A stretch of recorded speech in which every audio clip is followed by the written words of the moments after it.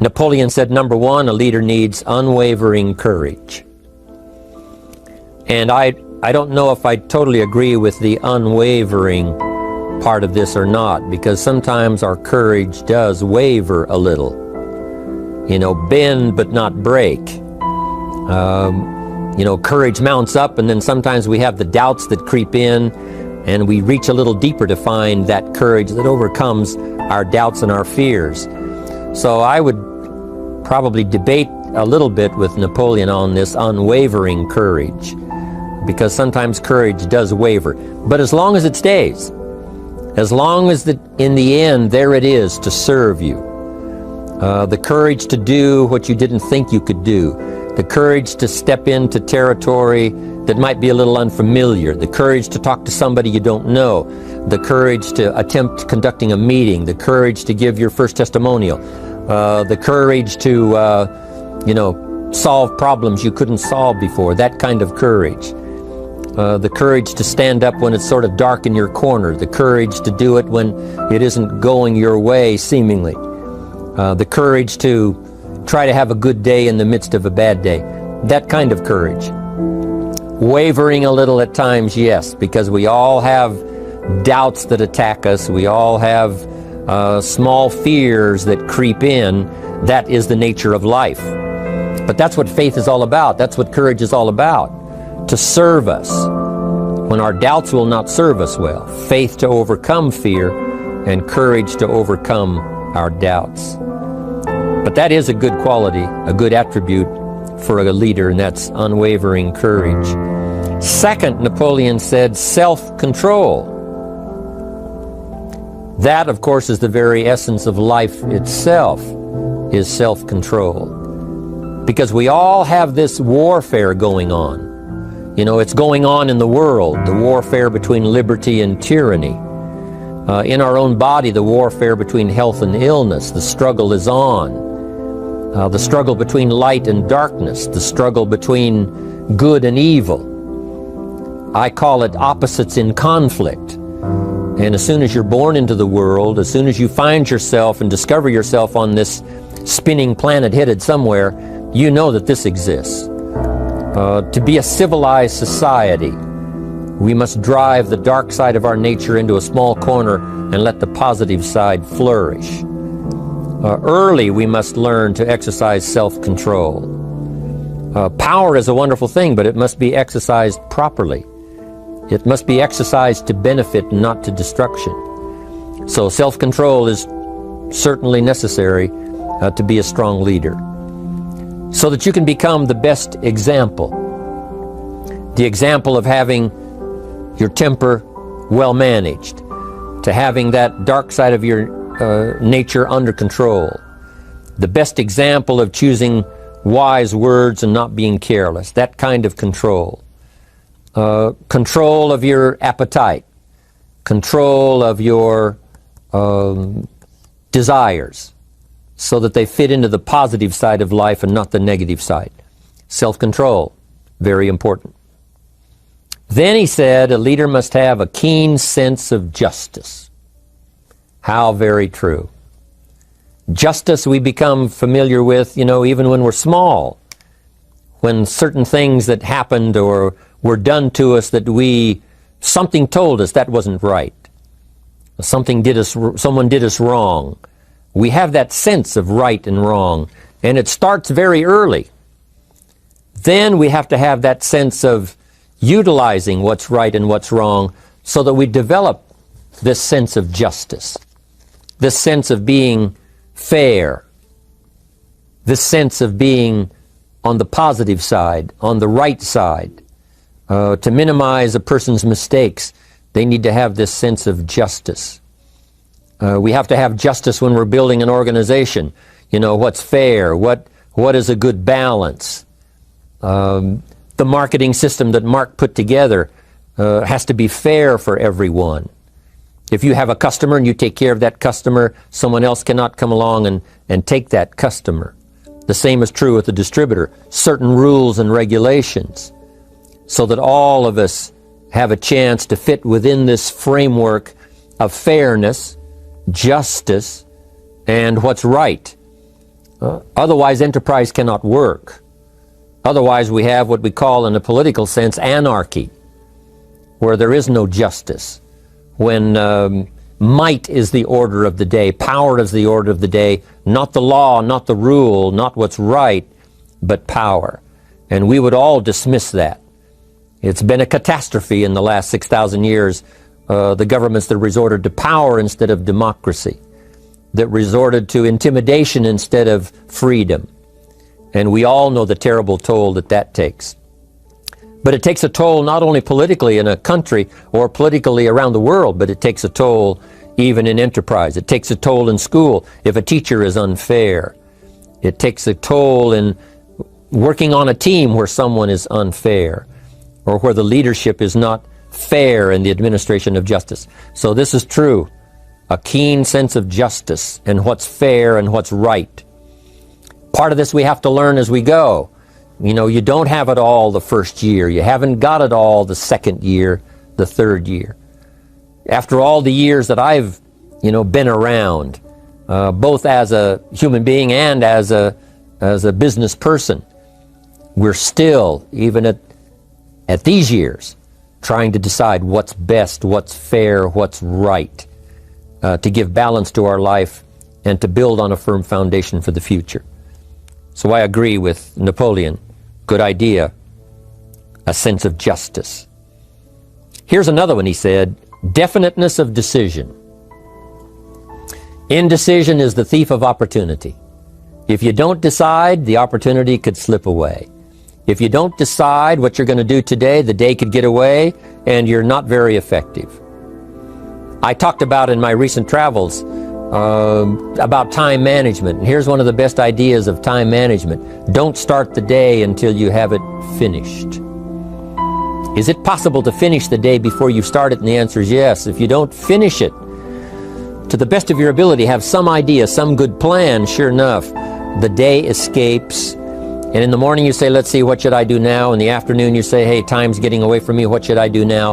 And now most of the day is lost. Most of the day escapes not being utilized and doesn't work for you simply because you didn't make those decisions early, at the early part of the day. The decisions we make in the early part of our life sometimes last for a lifetime. The early decisions that you make about what you're going to do with your life as far as Herbalife is concerned, those decisions are vitally important. If you neglect them and don't make them, sure enough, the time passes and the opportunity sometimes is diminished, and sometimes you spend a lot of time now catching up simply because you didn't make those early decisions. So it's the decisions at the first of the day, it's the decisions at the early part of the month, it's the decisions at the early part of the year that greatly determines what kind of year you're going to have.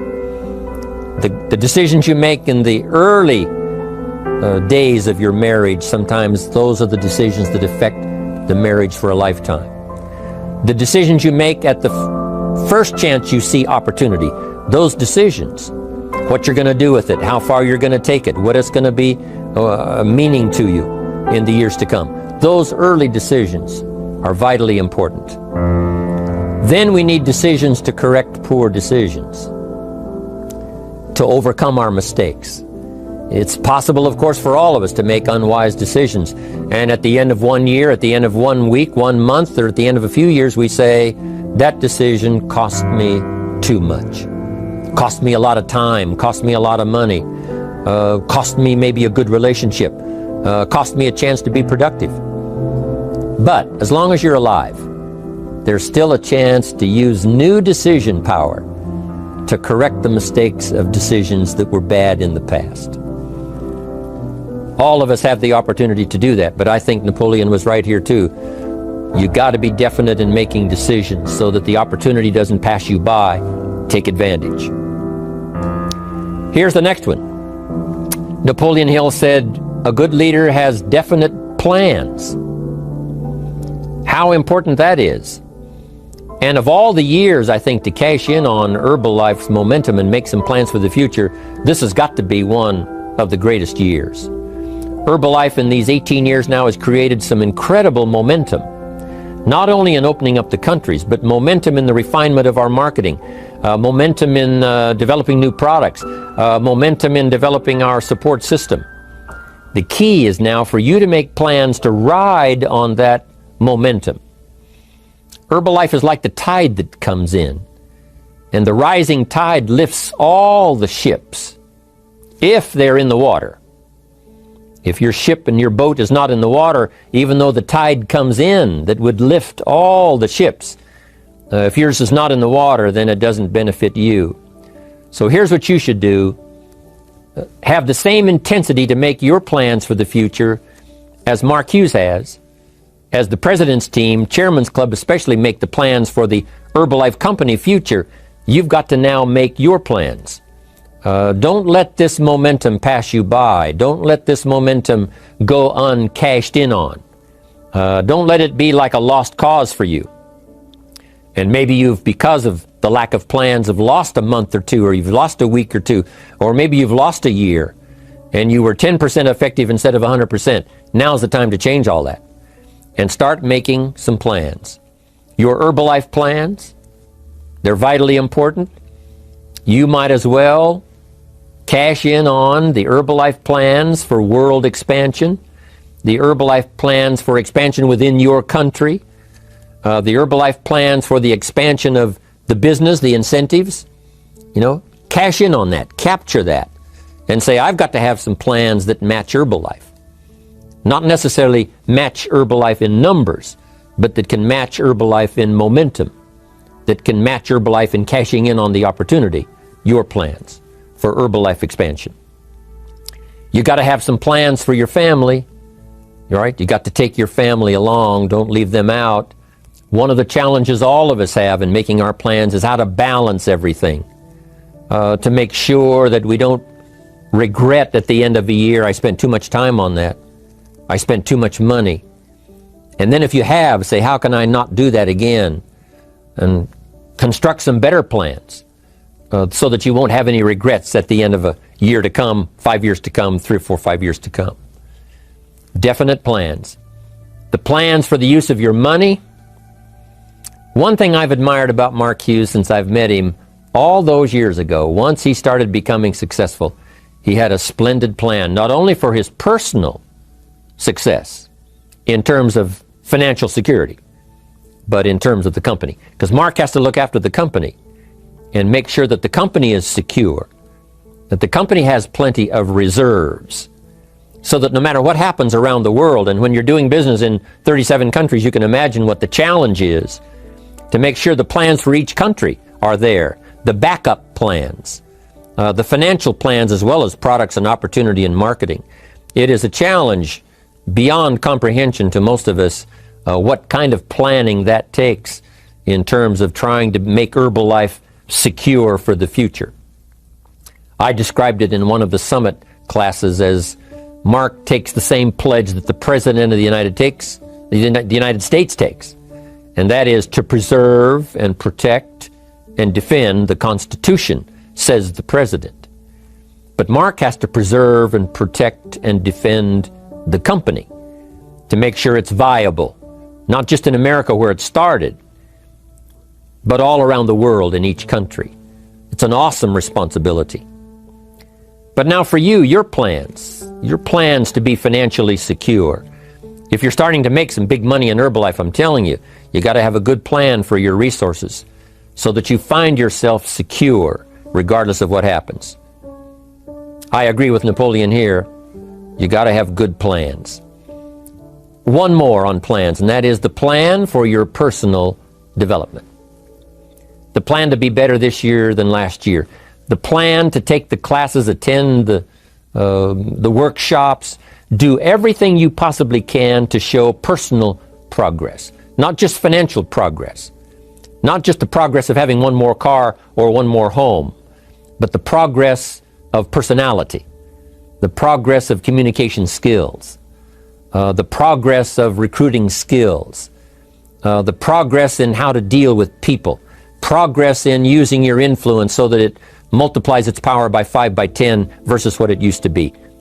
You need those kind of plans.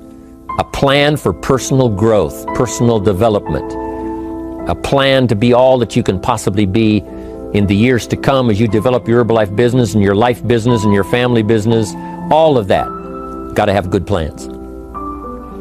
Next, Napoleon Hill had a good saying. It was something my father had and passed it on to me as a good philosophy, and here's what he said. A good leader has the habit of doing more than what he gets paid for. What an incredible philosophy this is. The habit of doing more than you get paid for. It's what we call the service that you put out like seeds in the ground that doesn't bring the harvest immediately, but the harvest is yet to come. It's called like putting out the capital in capitalism. Doing more than you get paid for means that you're getting ready for the next move up. Because if you do more than you get paid for, you've made an investment. The average person might think if I do more than the company requires, then they're ripping me off. I'm not getting paid for that extra time, that extra attention. But you must not view it that way. You must say, I'm getting there a little earlier, staying a little later, as an investment in my own personal future. Because I want that kind of reputation. I want that kind of philosophy to work in my life. Do more than you get paid for. And this philosophy works incredibly well in Herbalife. You make the Herbalife sale of the Herbalife products. Now you must do more than you've gotten paid for. Right? They've got the product, you've got the money. But you can't stop your investment there. Now you must develop the investment in time, effort, and energy in turning that new customer into a testimonial. And sometimes that's the most difficult work, the work after the sale.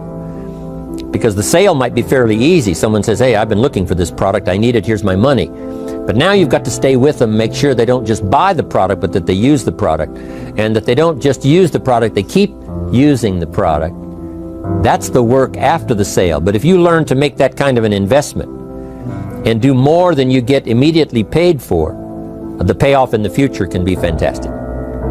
Because as we all know in Herbalife, what really pays off is not a sale of the product. What really pays off is a testimonial. A testimonial that gives you more sales than you can keep up with. A testimonial that takes you places you could never go by yourself, introduces you to people you'd never see on your own. That kind of investment is so powerful. So you do more than you get paid for up front. It's happened for me, making the investment. When I first started lecturing 36 years ago, I talked to high school classes, college classes, service clubs, and I gave it all away. I went and talked for free. Someone said, Mr. Owen, would you come and do this breakfast talk? I said, sure. Could you do this luncheon talk for this service club? I said, of course. And all of that in the beginning was for free. Primarily because I'd made my fortune, I didn't need the money, but I did it for free, but look what it's made for me by giving that kind of service in those early days. And finally it led to business and led to an enterprise. And I was giving the seminar all those years ago here in Los Angeles, and Mark Hughes was in my audience. So what you don't get paid for, don't worry about that. Just render the service with the vision of the future that it'll come back multiplied if you have this kind of habit, this kind of philosophy. Next, Napoleon Hill talks about personality. You need a pleasing personality. There's many parts to your personality. One is your working personality. The kind of behavior, the kind of attitude that you need, especially in the public. Some things you can kind of get by with, being a little careless, maybe in private, but in public, where it counts so much in your paycheck, it counts so much in building your business for the future, your own personality. But here's what you also must remember. You develop your personality in private so that it serves you well in the public. Sometimes we get the mistaken idea, I can be careless with just these few and be more careful when I have 1,000. But see, that doesn't work that way. Careless with a few, sure enough, that will creep into your presentation for 1,000 people. Here's the best practice, and the Herbalife opportunity in our marketing systems gives you the best chance to do that. The influence you have one-on-one, that's what really counts. You say, well, I'm only talking to 2 people, it doesn't matter much. That's when it really matters.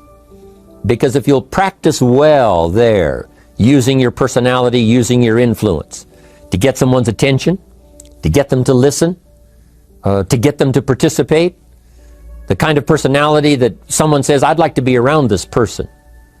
They're unusual. They're not like the average person I meet on my everyday experience. That kind of personality. But you've got to practice it behind the scenes. You've got to practice it one-on-one. And if you're effective one-on-one, 1-on-3, 1-on-5, I promise you, that will get you ready to now perform with the kind of personality, the kind of charisma that wins people when you're in front of 500 people, 1,000 people, 5,000.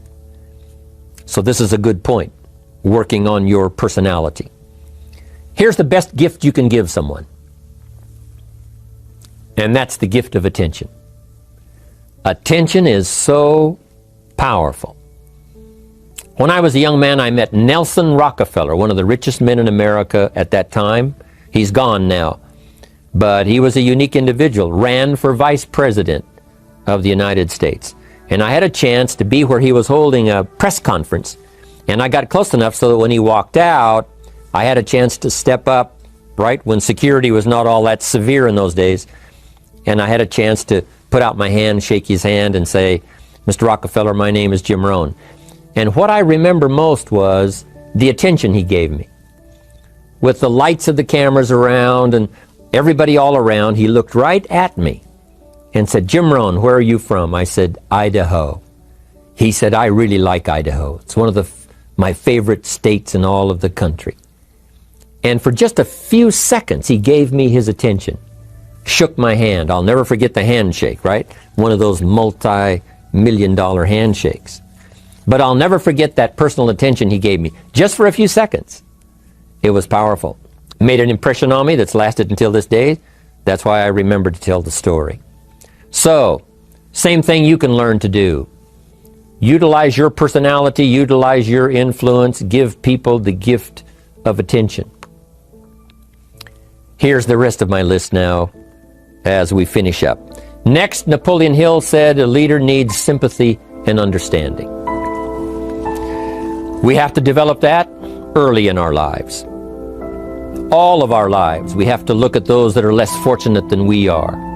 Those who need a helping hand, and especially now we learn to look at those who need an opportunity, those who need a change in their health, those who need a change in their life and in their lifestyle. It's this kind of sympathy and understanding that drove Mark Hughes to construct the company. It took that kind of understanding, that kind of sympathy, that kind of deep emotional feeling. Then Mark understood what it meant to be poor. He understood what it meant not to have. He understood what it meant to be short on finances, on resources. He understood what it meant to lack, full formal education. He knew all of those lacks. And instead of crying about it, he said, what I will do is change it for myself, and then I'll help other people that have the same challenge. Lack of education, lack of the money, lack of the resources, lack of good health, faced with all kinds of difficulties they can't solve. I'll get mine solved, and then I'll be strong enough and have the skills to where I can help other people. That kind of leadership quality is so powerful. That kind of understanding. Here's the next one. A leader must have, Napoleon said, a mastery of the details. How very true. All can be lost with just a couple of missing details. On the trip to the moon, everything has to work, right? There's several thousand moving parts. There's several thousand pieces to the project of getting to the moon and coming back, and all of them have to work. You can't have 10% of them working, 90% or 80%. They've all got to work. And then there's the backup systems for something if something goes wrong to back it up. That kind of mastery of detail is so vitally important. But here's what else to remember as far as Herbalife is concerned. The drama is in the details. Someone says, I lost 30 pounds. Well, 30 pounds is 30 pounds, but that's not the drama. The drama is, where were you before you found Herbalife? How did you feel? What kind of circumstances? Now someone begins to give us some of the details. And then after they've lost the weight, now how they feel, now their self-confidence has been restored. Now they feel better about themselves. The drama is in the details. But this is also important in the details of your day, the details of your business, the details of good communication. Master the details. Good advice, Napoleon Hill. Now here's the next three. Willingness to assume full responsibility. All of us have been taught that, especially these Herbalife years, to take full 100% responsibility. Mark Hughes says, what happened to me might not have been my responsibility, but what I do about it is my full responsibility. I've had some things, some people did me wrong. In his first couple of business experiences, he was done wrong. Some people ran off with the money, he was left holding the bag. But he said, that's what happened, and I was not responsible for what happened, but I am responsible for saying to myself, now what am I going to do about what's happened? If a hailstorm destroys the farmer's crop, he wasn't responsible for that. But his responsibility now begins when the hailstorm is over, when he asks the question of himself, what should I do now? Now that this catastrophe is over, now that the damage is done, now what should I do about it? And a philosophy I've taught all these years, it's not what happens to you that determines your future. It's what you do about what happens that determines your future. And this is a major part of it, accepting full responsibility. If you've got an organization, you're conducting meetings, and you're the leader, the responsibility ends with you. Someone else may mess up, make some mistakes, still your responsibility. Some things over which you have no control, understandable. But what you do about it now, how you fix it, the diplomacy you use, the strategy you use, that's the kind of responsibility now that depends on you. Also, you've got to be responsible for your future. Nobody's going to fix it. No one else is going to design it.